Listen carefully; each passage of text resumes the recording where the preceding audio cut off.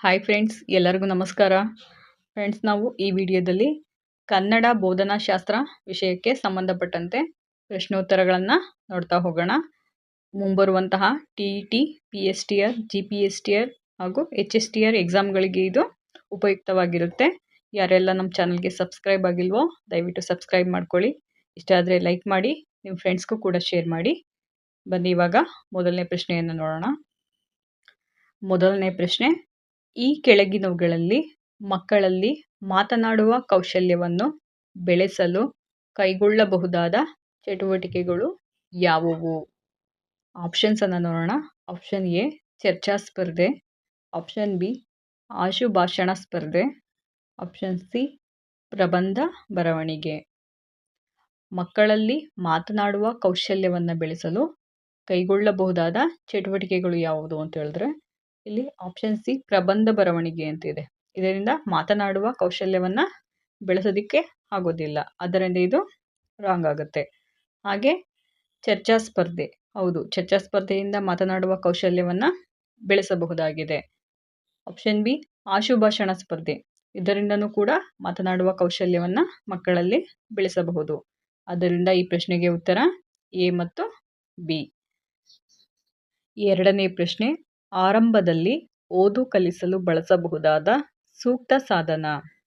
ಆರಂಭದಲ್ಲಿ ಓದು ಕಲಿಸಲು ಬಳಸಬಹುದಾದ ಸೂಕ್ತ ಸಾಧನ. ಆಪ್ಷನ್ ಎ ವರ್ಣಮಾಲೆಗಳ ಚಾರ್ಟ್, ಆಪ್ಷನ್ ಬಿ ಚಿತ್ರಸಹಿತ ವಾಕ್ಯಗಳ ಸಾಧನ, ಆಪ್ಷನ್ ಸಿ ಭಾಷಾ ಪ್ರಯೋಗಾಲಯ, ಆಪ್ಷನ್ ಡಿ ಭಾಷಾ ಸಂಪನ್ಮೂಲ ಪುಸ್ತಕ. ಇಲ್ಲಿ ಉತ್ತರಗಳನ್ನು ನೋಡೋದಾದರೆ ಎ ಮತ್ತು ಸಿ ಇದೆ, ಹಾಗೂ ಎ ಮತ್ತು ಬಿ ಇದೆ, ಹಾಗೆ ಎ ಮತ್ತು ಡಿ ಮತ್ತು ಸಿ ಮತ್ತು ಡಿ ಅಂತ ಇದೆ.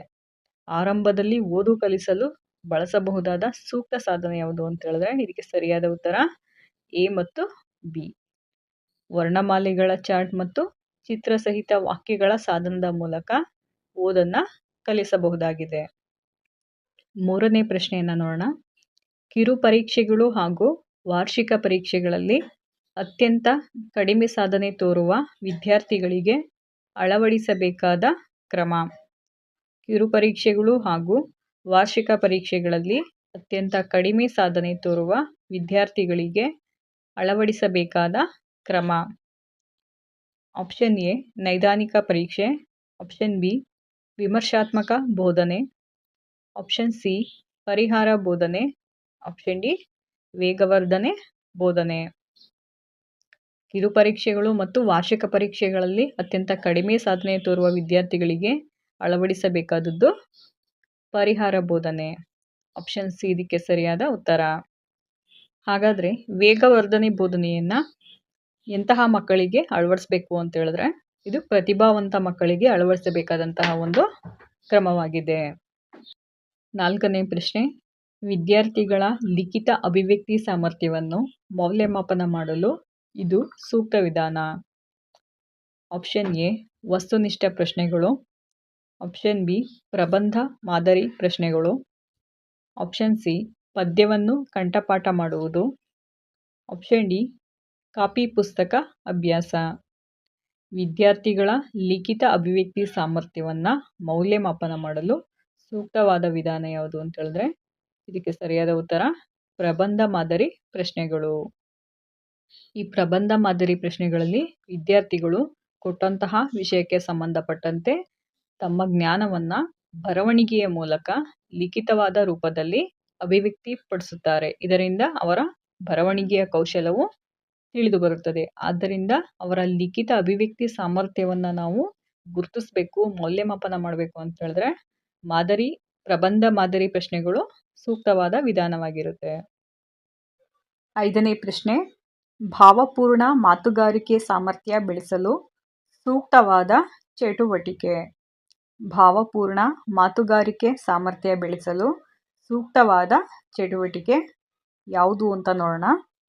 ಆಪ್ಷನ್ ಎ ಪ್ರಶ್ನೆಗಳಿಗೆ ಉತ್ತರಿಸುವುದು, ಆಪ್ಷನ್ ಬಿ ಕತೆ ನಿರೂಪಣೆ, ಆಪ್ಷನ್ ಸಿ ಶಾಲಾ ವರದಿ ವಾಚನ, ಆಪ್ಷನ್ ಡಿ ದಿನಪತ್ರಿಕೆ ವಾಚನ. ಭಾವಪೂರ್ಣ ಮಾತುಗಾರಿಕೆ ಸಾಮರ್ಥ್ಯ ಬೆಳೆಸಲು ಸೂಕ್ತವಾದ ಚಟುವಟಿಕೆ ಯಾವುದು ಅಂತ ಹೇಳಿದ್ರೆ ಇದಕ್ಕೆ ಸರಿಯಾದ ಉತ್ತರ ಕತೆ ನಿರೂಪಣೆ. ಕಥೆಯ ನಿರೂಪಣೆಯ ಮೂಲಕ ಭಾವಪೂರ್ಣ ಮಾತುಗಾರಿಕೆಯ ಸಾಮರ್ಥ್ಯವನ್ನು ಬೆಳೆಸಬಹುದಾಗಿದೆ. 6ನೇ ಪ್ರಶ್ನೆ, ಪದ್ಯ ಬೋಧನೆಯಲ್ಲಿ ರಸಸ್ವಾದನೆ ಉದ್ದೇಶಗಳ ಸಾಧನೆಗೆ ಪೂರಕವಲ್ಲದ ಚಟುವಟಿಕೆ. ಪದ್ಯ ಬೋಧನೆಯಲ್ಲಿ ರಸಸ್ವಾದನೆ ಉದ್ದೇಶಗಳ ಸಾಧನೆಗೆ ಪೂರಕವಲ್ಲದ ಚಟುವಟಿಕೆ. ಆಪ್ಷನ್ ಎ, ಪದ್ಯವನ್ನು ಬಿಡಿಬಿಡಿಯಾಗಿ ವಿಶ್ಲೇಷಿಸುವುದು.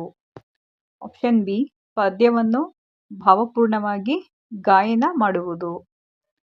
ಆಪ್ಷನ್ ಸಿ, ಪದ್ಯದ ಒಳಮೈ ಮತ್ತು ಹೊರಮೈ ಲಕ್ಷಣಗಳನ್ನು ಸವಿಯುವುದು.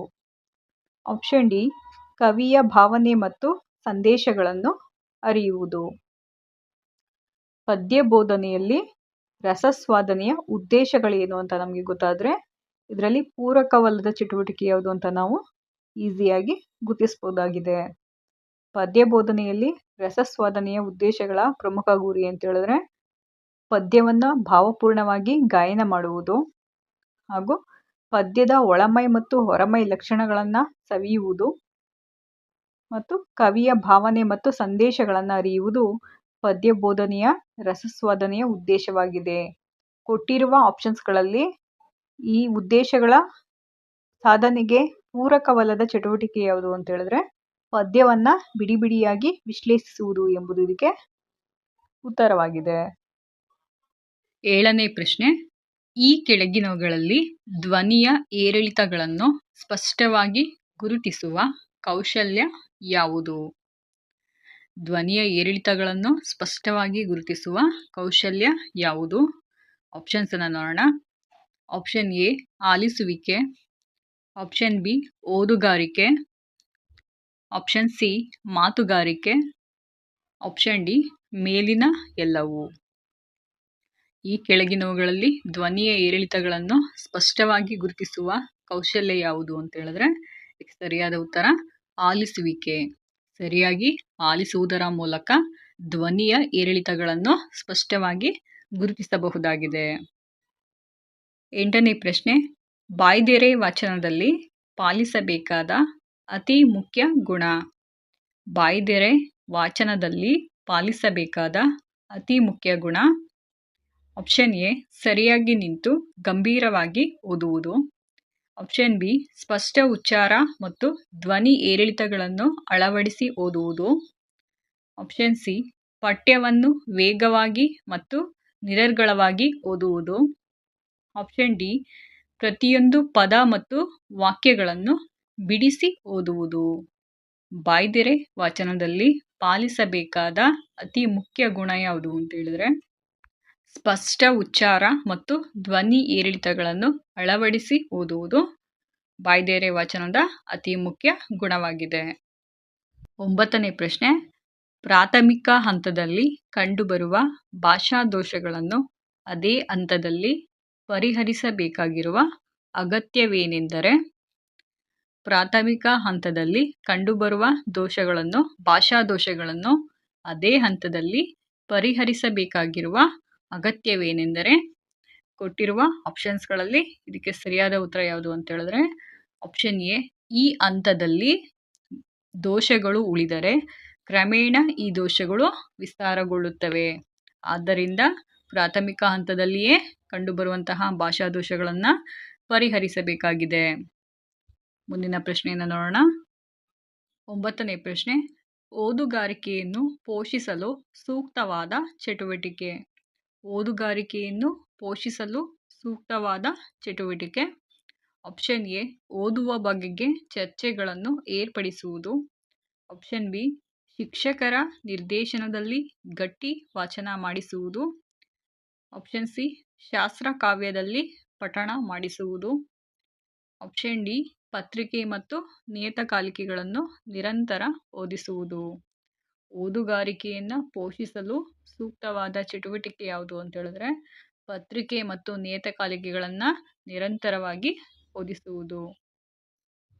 10ನೇ ಪ್ರಶ್ನೆ, ಓದು ಬರಹಗಳನ್ನು ಕಲಿಸುವ ಆರಂಭಿಕ ಹಂತಗಳಲ್ಲಿ ಪಾಲಿಸಬೇಕಾದ ಸೂಕ್ತ ನಿಯಮಗಳು.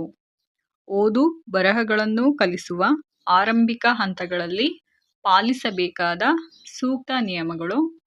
ಆಪ್ಷನ್ ಎ ಸಿದ್ಧತೆ ಮತ್ತು ಗುರಿ ನಿರ್ಧಾರ. ಆಪ್ಷನ್ ಬಿ ಬಿಡಿಯಿಂದ ಇಡಿಯ ಕಡೆಗೆ. ಆಪ್ಷನ್ ಸಿ ನೈದಾನಿಕ ಮತ್ತು ಪುನರಾವರ್ತನೆ. ಆಪ್ಷನ್ ಡಿ ಅನುಕರಣೆ ಮತ್ತು ಅಭ್ಯಾಸ. ಓದು ಬರಹಗಳನ್ನು ಕಲಿಸುವ ಆರಂಭಿಕ ಹಂತಗಳಲ್ಲಿ ಪಾಲಿಸಬೇಕಾದ ಸೂಕ್ತ ನಿಯಮಗಳು ಯಾವುದು ಅಂತ ಹೇಳಿದ್ರೆ ಅನುಕರಣೆ ಮತ್ತು ಅಭ್ಯಾಸ. 11ನೇ ಪ್ರಶ್ನೆ, ಭಾಷಾ ಕೌಶಲಗಳ ಕಲಿಕೆಯನ್ನು ಈ ರೀತಿ ನಿರ್ದೇಶಿಸಬೇಕು. ಭಾಷಾ ಕೌಶಲಗಳ ಕಲಿಕೆಯನ್ನು ಈ ರೀತಿ ನಿರ್ದೇಶಿಸಬೇಕು. ಆಪ್ಷನ್ ಎ ಭಾಷೆಯನ್ನು ಕಲಿಸುವಂಥದ್ದಲ್ಲ, ಅದು ಸ್ವಯಂ ಕಲಿಯುವಂತಹ ಕ್ರಿಯೆ. ಆಪ್ಷನ್ ಬಿ ಭಾಷಾ ಕೌಶಲಗಳನ್ನು ಸಮನ್ವಯತೆ ಮತ್ತು ಸುರುಳಿ ಕ್ರಮದಲ್ಲಿ ಬೋಧಿಸುವುದು. ಆಪ್ಷನ್ ಸಿ ವ್ಯಾಕರಣ ಸೂತ್ರಗಳ ಆಧಾರದಲ್ಲಿಯೇ ಕಲಿಸುವುದು. ಆಪ್ಷನ್ ಡಿ ಭಾಷಾ ಪಠ್ಯಪುಸ್ತಕದಲ್ಲಿ ಸಿದ್ಧ ಪಠ್ಯಗಳ ಮೂಲಕ ಕಲಿಸುವುದು. ಈ ಪ್ರಶ್ನೆಗೆ ಸರಿಯಾದ ಉತ್ತರ ಆಪ್ಷನ್ ಬಿ ಭಾಷಾ ಕೌಶಲಗಳನ್ನು ಸಮನ್ವಯತೆ ಹಾಗೂ ಸುರುಳಿ ಕ್ರಮದಲ್ಲಿ ಬೋಧಿಸುವುದು ಎಂಬುದು ಇದಕ್ಕೆ ಸರಿಯಾದ ಉತ್ತರವಾಗಿದೆ. ಇದಿಷ್ಟು ಕನ್ನಡ ಬೋಧನಾಶಾಸ್ತ್ರ ವಿಷಯಕ್ಕೆ ಸಂಬಂಧಪಟ್ಟಂತೆ ಪ್ರಶ್ನೋತ್ತರಗಳಾಗಿವೆ.